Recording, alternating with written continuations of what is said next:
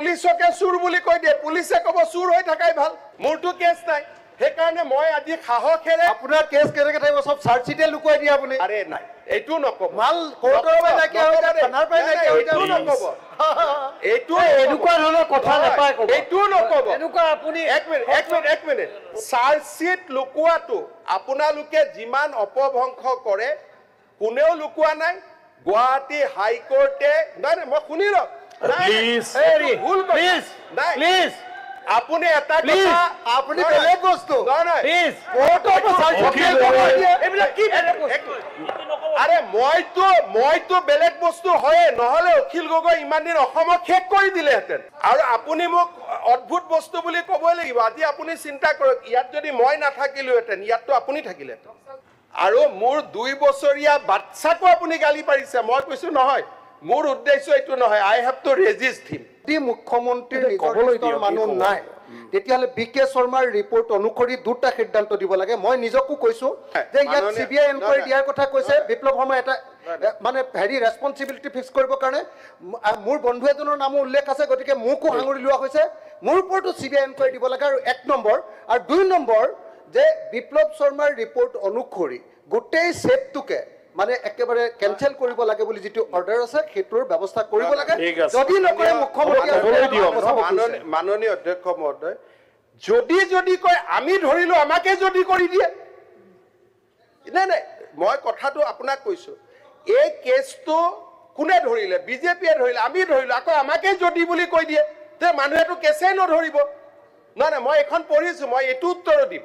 আপোনালোকে যদি পুলিচকে চুৰ বুলি কৈ দিয়ে, পুলিচে ক'ব চুৰ হৈ থাকাই ভাল, আমিয়ে ধৰিলো কেছটো। আৰু এতিয়া কৈ আছে যদি আপোনাৰ কোনো চিনাকি মানুহ নাই। হৰি, যদি মোৰ চিনাকি মানুহ থাকিলেহেঁতেন প্ৰথমতে কেছটো নকৰিলোহেঁতেন।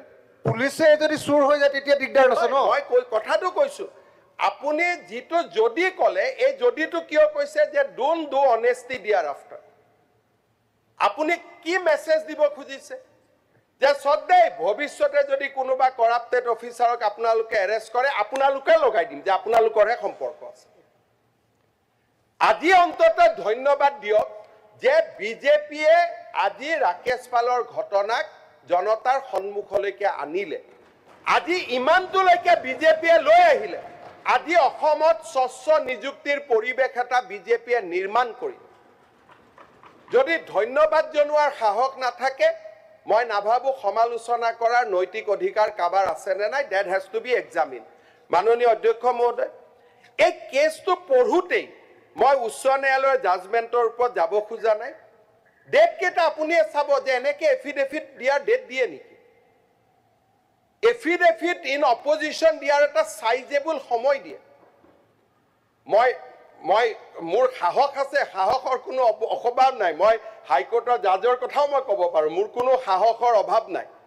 আপুনি যিকেইটা ডেট পঢ়ি দিলে, সেই ডেট কেইটা দেখিলেই গম পাই দেয়াৰ ৱাজ আৰ্জেঞ্চি যে কেছটো সোনকালে। হাইকোৰ্টত 3 বছৰতো এফিডেভিট নাহে। এই কেছটোত গোটেই ডেট কেইটা পঢ়িলে চাব, 2011, 211, এবাৰতে 4বাৰ 5বাৰ কৈ হাইকোৰ্টত এইটো কেছ আহিছে। সাধাৰণ মানুহৰ কেছ আহে নেকি? মই সেইকাৰণে মই কিছুমান কথাৰ মাত দিব নোখোজো। জাজ আপুনি পঢ়ি দিয়া ডেট কেইটাই চাওক, 1311, 612, 71, 81, 131। আৰে এইটো কেছ হাইকোৰ্টত 2 মাহত 5বাৰ আহি গ'ল।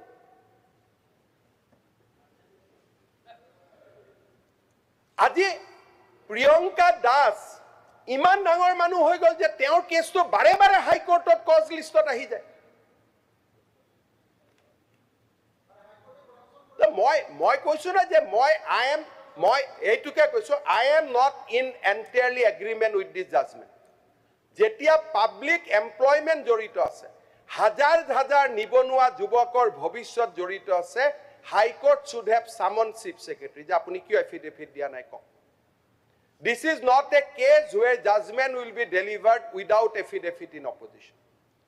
High Court chief secretary মাতিব লাগিছিল যে chief secretary, this is a thing, যদি এই অৰ্ডাৰটো যদি মই দিওঁ, গোটেই APSC তদন্তত খেলিমেলি আহিব, অসমৰ যুৱ প্ৰজন্ম হতাশ হ'ব, আপুনি মোৰ সন্মুখত আহক আৰু আপুনি মোক উত্তৰ দিয়ক কিয় এফিডেভিট দিয়া নাই এনেকে নহয় নাই মই সেইটোকে ক'লে দিয়াৰ কাৰণে সময় কত আপুনি 5 দিনৰ মূৰে মূৰে এটা ডেট পৰিলে ক'ত এফিডেভিট পাব গোটে ডেটত আপুনিয়ে পঢ়ি দিয়া ডেটটো কাৰণে মই ইয়াত যাবই খোজা নাছিলো আজি আমি এফিডেভিট দিছো জাস্টিস বিপ্লৱ শৰ্মা কমিশনৰ ৰিপৰ্ট আপুনি নিজেও জানে যে এসেম্বলি নোহোৱাকৈ এসেম্বলিত প্ৰডিউস নোহোৱাকৈ গভৰ্ণমেণ্টে কোৰ্টত দিব নোৱাৰে দিস ইজ এ ল তেখেতক দিলে মই কিয় দিলে কৰিছো যোৱাবাৰে মই কৈছিলো যে মই কিবা এটা তাৰণাত পৰি মই দিলে কৰিছিলো তাৰ কাৰণে যদি মই দুখী যদি মই যোৱাবাৰ হাউসত আৰম্ভণিতে কৈছিলো যে এই প্ৰতিবেদনখন মই দিব খোজা নাছিলো আৰু তাৰ কাৰণে কিবা এটা ব্যক্তিগত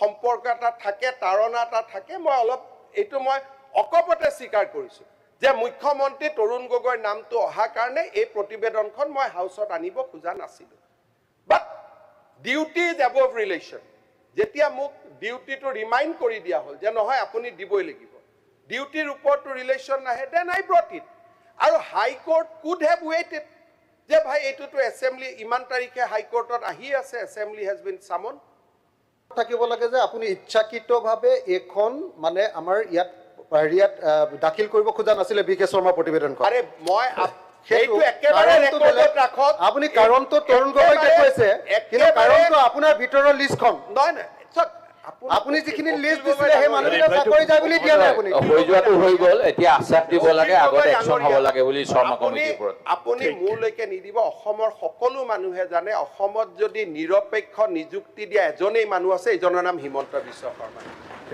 এইবিলাকত মোৰ ওপৰত আইনা মাৰি লাভে নাই অসমৰ মানুহে হাজাৰবাৰ প্ৰমাণ কৰি দিছে যে হিমন্ত বিশ্ব শৰ্মাক আমি অবিশ্বাস নকৰো হ'ব থ্যাংক ইউ আজি টেটৰ পৰা আৰম্ভ কৰি 1.5 লাখ নিযুক্তি অহা 7 তাৰিখে ৰিজাল্ট দিব এটা উলিয়াই ল'ব যে ক'বাত গণ্ডগোল আছে নেকি মোৰ গাত বোকা ছটিয়া লাভ নাই আপুনি বহুত চেষ্টা কৰিছে তাৰ মই বহুত ওপৰত এইবিলাক কৈ লাভ নাই 2009 ৰ পৰা এই Akhil Gogoi breaking Akhil Gogoi live Akhil Gogoi unedited কিমান কি ফাইল এজনে এইবাৰো নীলা ফাইল দেখুৱালে এইবিলাক লৈ লাভ নাই হিমন্ত বিশ্ব টাইম টু বেয়া টাইম গৈ আছে কালিৰ পৰা হিমন্ত বিশ্ব শৰ্মাক অসমৰ মানুহে এইবিলাকৰ ওপৰত বুলি অলৰেডি কৈ থৈ দিছে যে ইয়াক গালি গালাজ কৰি লাভ নাই ই কৰি আছে যদি অসমত মই আকৌ এবাৰ কৈছো নিযুক্তি কোনোবাই যদি স্বচ্ছ কৰিছে এডুকেশ্যন মিনিষ্টাৰ পৰা আজিলৈকে মোৰ বাদে কোনেও কৰা নাই কোনে সাহসো কৰা নাছিল গতিকে মোৰ গাত ছটিয়া ছটি কৰি থাকি লাভ নাই এটাই কথা কৈছো প্ৰতিশ্ৰুতি সদনক দিছো যে হাই কোৰ্টৰ জাজমেণ্টকো এনেদৰে সাহসেৰে ক্ৰিটিচাইজ কৰিব পৰা সাহস অকল হিমন্ত বিশ্ব শৰ্মাৰ আছে আৰু কাৰো নাই আপুনি নোৱাৰিলে কিন্তু আপুনি নোৱাৰিলে মই কিন্তু চিধা চিধি ক'লো যে এইটো জাজমেণ্টৰ লগত মই আই এম নট ইন এগ্ৰিমেণ্ট তাৰমানে মোৰ কমিটমেণ্ট কিমান আপুনি বুজি লওক মোৰ কমিটমেণ্টৰ লেভেলটো কিমান আপুনি বুজি লওক আপুনি ডেট কেইটা গাই দিলে আৰু দুখটো আমাৰ গাত আনিলে কিন্তু আপুনি এইটো কথা নকলে যে হাইকোৰ্টে অলপ দেৰি অপেক্ষা কৰিব লাগিছে কাৰণ আপোনাৰ বেইলৰ কেছ আছে মোৰটো কেছ নাই সেইকাৰণে মই আজি সাহসেৰে আপোনাৰ কেছ কেনেকৈ থাকিব চব চাৰ্জচিটে লুকুৱাই দিয়ে আপুনি আৰে নাই এইটো নকব মাল কোৰ্টৰ পৰা নাইকিয়া হৈ যায় থানাৰ পৰা নাইকিয়া হৈ যায় এইটো নকব এইটো এনেকুৱা ধৰণৰ কথা নাপায় ক'ব এইটো নকব এনেকুৱা আপুনি এক মিনিট চাৰ্জচিট লুকুৱাটো আপোনালোকে যিমান অপভংশ কৰে কোনেও লুকুৱা নাই গুৱাহাটী হাইকোৰ্টে নাই মই শুনি লওক প্লিজ আপুনি এটা কথা আপুনি বেলেগ বস্তু প্লিজ আৰে মইতো বেলেগ বস্তু হয়ে নহলে অখিল গগৈ ইমান দিন অসমক শেষ কৰি দিলেহেঁতেন মই বুলিহে আপোনাক ৰখালো নহলে আপুনি যিটো আনএডিটেড লাইভ কিবা কিবি আৰম্ভ কৰিছিল আপুনি অসমখনকতো কমিউনিষ্ট ফালে লৈ গ'লহেঁতেন আৰু আপুনি মোক অদ্ভুত বস্তু বুলি ক'বই লাগিব আজি আপুনি চিন্তা কৰক ইয়াত যদি মই নাথাকিলোহেঁতেন ইয়াততো আপুনি থাকিলেহেঁতেন লেফ্ট নক্সাল কি বুলি ক'ব আমি কৰো লেফ্ট আপুনি কৰে তেওঁ কি কৰে আমি লেফ্ট কৰো তেওঁ কি কৰে বিৰোধী জোটটো আপোনাৰ ইংগিতত চলি আছে নাটকটো আপোনাৰ মই কৈ সামৰণি মাৰিছো মই এটাই কথা কৈ সামৰণি মাৰিছো কাইণ্ডলি বেন নকৰিব তেওঁক লেফ্ট বুলি নাই লেফ্ট নহয় আপুনি আল্ট্ৰা লেফ্ট মই লেফ্ট আপুনিতো আপোনাৰতো মই পঢ়িছো ঠিক আছে মই লেফ্ট আজি তেওঁ লেফ্টে নহয় 2000 প্ৰগতিশীল জাতীয়তাবাদ অসমত যি ধৰণে নৈৰাজ্যবাদ লৈ অহাৰ এটা ডাঙৰ ষড়যন্ত্ৰ চলিছিল অখিল গগৈ ৱাজ দ্য ফ্ৰণ্টমেন আজি সেই গোটেই নৈৰাজ্যবাদৰ ধাৰাটোক মোৰ ল'ৰা ছোৱালীক মই সমালোচনা খুৰধাৰ যি টি কওঁ তথাপিতো মই থিয় হৈ থাকিলোঁ নহয় আই উইল ৰেজিষ্ট ডেট আৰু মোৰ 2 বছৰীয়া বাচ্চাকো আপুনি গালি পাৰিছে মই কৈছোঁ নহয় মোৰ উদ্দেশ্য এইটো নহয় I have to resist him and I have resisted you for all the time to কাম